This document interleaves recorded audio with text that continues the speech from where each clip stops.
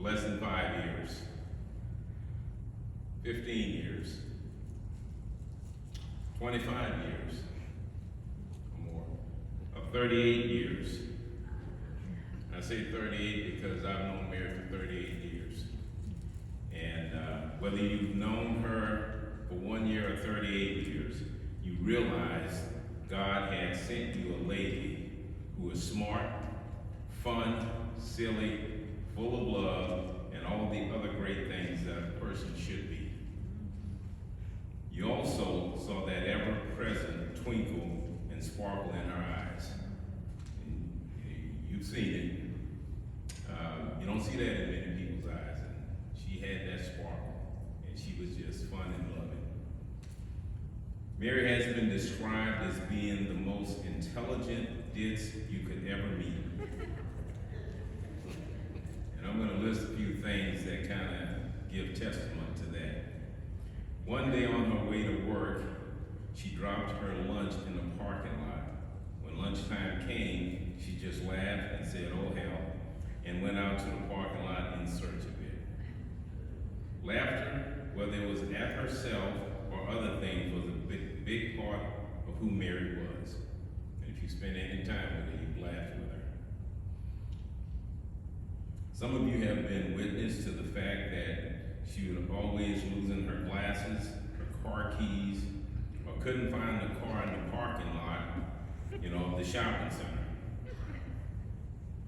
On one night, and I was told this by a relative, that when she was visiting her daughter in Chicago, she managed to leave behind 5 things, including her wallet.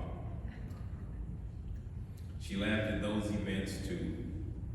I now laugh at myself more often because of the way she was. Try it, and you will remember her when you do, and you will feel good too. Mary was very intelligent and knowledgeable in medical laboratory procedures and healthcare, gardening, dairy farming, cooking, sharing love, and pie baking. At a fundraiser, one of Mary's pies was auctioned off for $45, and it wasn't Jim, the one who bought it. Now that's good pie. Mary was always fun to be around and to talk to. Your day got brighter because of the time you spent with her. I know mine did. There was only one time, to my knowledge, that Mary ever got upset.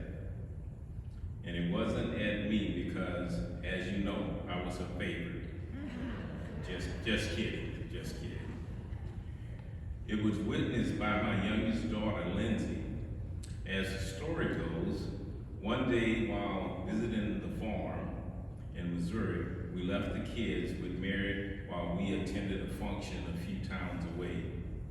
Lindsay, who's Mary's goddaughter, was only 3 at the time, but very headstrong. She decided to go for a walk by herself on a 500-acre farm.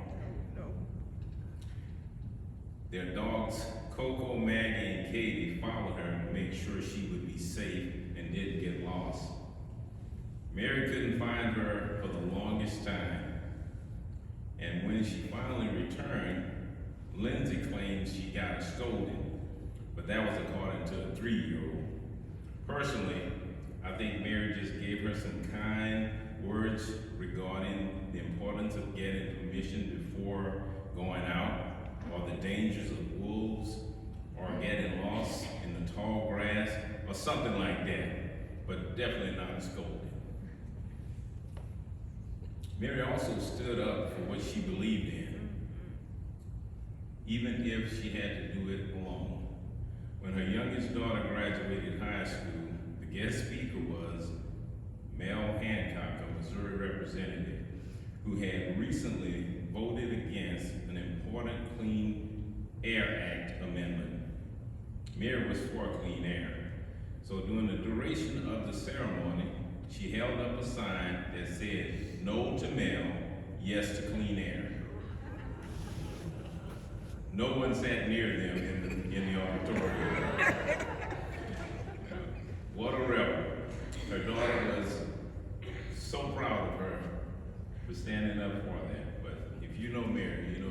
stand up for what she believed in. How many of you know Mary was a dog lover? Well, many of you have met Goldie, but that's not the proof of my question. Long before Goldie, during one period while on the farm, she had 3 dogs. I mentioned their names earlier. All of them had only one eye. There's different stories about what happened to the eyes, other eyes. So my family, we jokingly refer to the Old Mill Farm, that was the official name of their farm, as the one-eyed dog farm. We fondly remember bottle feeding calves, birthing calves, and if you haven't ever did that, you need to try it. It's pretty cool. Mending fences, fishing in the pond, cutting hay, and milking cows. Mary and Jim made sure everyone learned to experience farm life. Just ask their kids. All in all, it was all worth it because at the end of the day, there would be pie. Mary loved taking care of people. Family, friends, or stranger, it didn't matter. And she was very good at it. She never did anything for recognition. She did them because it was the right thing to do and had to be done. Whether it was years of hosting international exchange students or becoming a foster home for some local kids that needed a place, some love and supervision. Or finding out that her lab partner, a young college student, was far away from home and needed a home locally to be loved, fed, get to do chores, and be introduced to pie. I was that young college student, and I've had the pleasure of eating pie for over 38 years. And I grew up here in Louisiana, so when they moved back here, it was like, oh, great, I get to come home to 2 families. As I close, I want you to think and recall your fondest, most exciting, and laughable memories with Mary. And let your face smile and your heart fill with love because we had the privilege to know her. Jim, Charlie, Jenny, Sarah, and Amy, thank you for giving me the opportunity to honor your wife and mother today. We pray that God will comfort and strengthen you each day.